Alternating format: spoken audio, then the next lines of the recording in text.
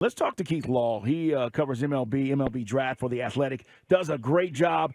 And Keith, coming off the All-Star game, I'd be remiss if I didn't start there and just ask you what you thought.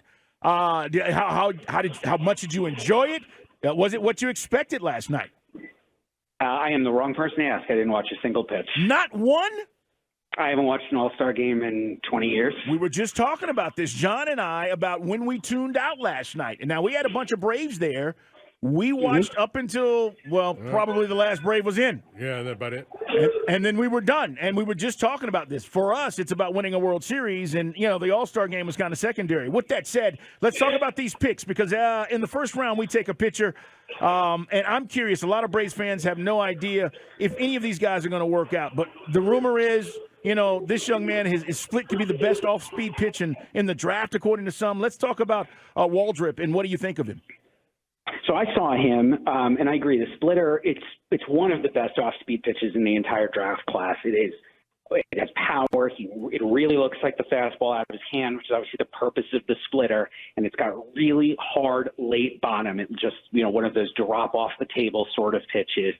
And he throws it a lot. He probably threw it too much in college because often it finishes below the zone. He's going to have to work on commanding his fastball more, and I think he's going to have to try to use his breaking ball, which is kind of an in-betweener pitch, a little bit more to get to that splitter. Splitters are really effective once you get ahead in the count and you can get chases on it. He has that, and that is a very hard thing to find and a hard thing to teach. And he also throws extremely hard, which is also very helpful because it sets up the splitter even more. I think you've got a chance for a mid-rotation starter there. There's even a possibility of a little bit more, but there's work to do, and that's why he's available at pick 24 rather than somebody who goes in the top 10.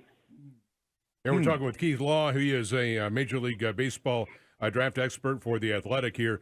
At the top of the draft, are you seeing guys, because we, some of us watched College World Series, and when we saw Paul Skeens, and then we saw Dylan Cruz, and then Wyatt, and all these guys at the top of the draft, but especially the Skeens and Cruz, the two LSU stars, are those guys, would they be capable of going straight to the majors?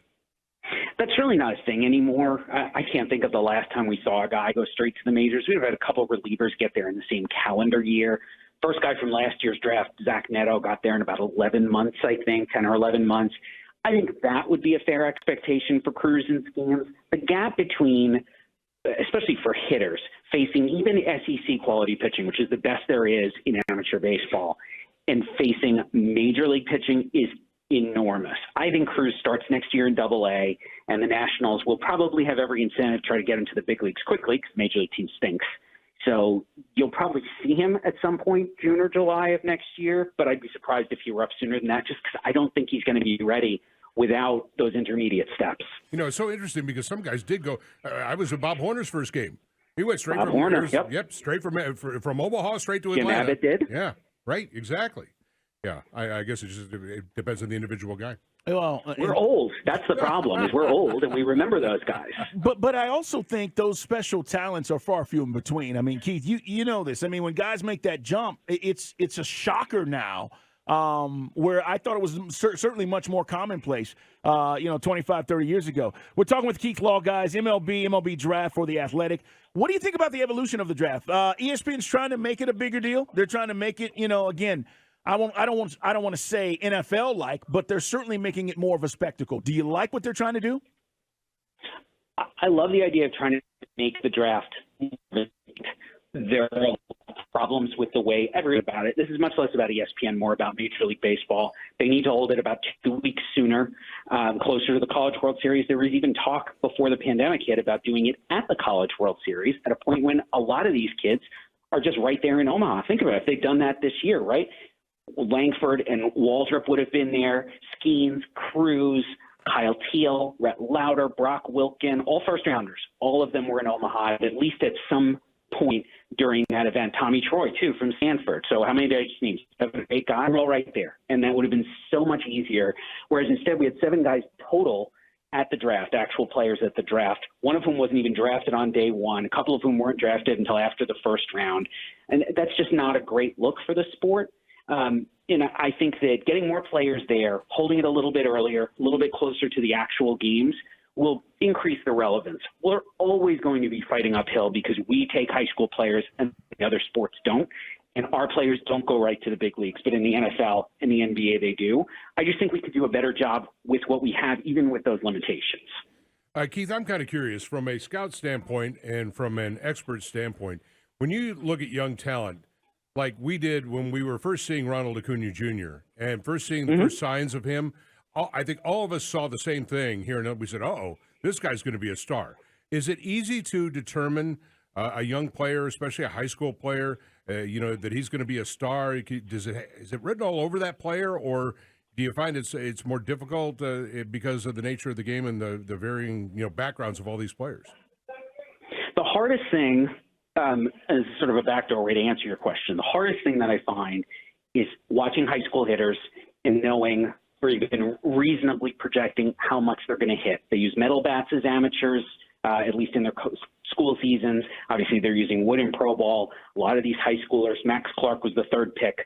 I saw him against a guy who probably will never throw more than about 75 in his life. I saw Walker Jenkins, the fifth pick. They walked him twice intentionally, twice unintentionally, intentionally. He got 3 swings the whole time. They were good swings, but how much can I really draw from that? Even if you saw a guy take every at-bat his whole high school season, you may not really know how he's going to do against better competition, professional caliber competition. But the thing is, the other stuff, all the other tools, that's where they jump out. Max Clark, who I just mentioned, you go watch this guy play. You watch him move. You watch the swing. You watch how he handles himself on the field. And it jumps out that this kid's got star potential at least. And a lot of those guys work out.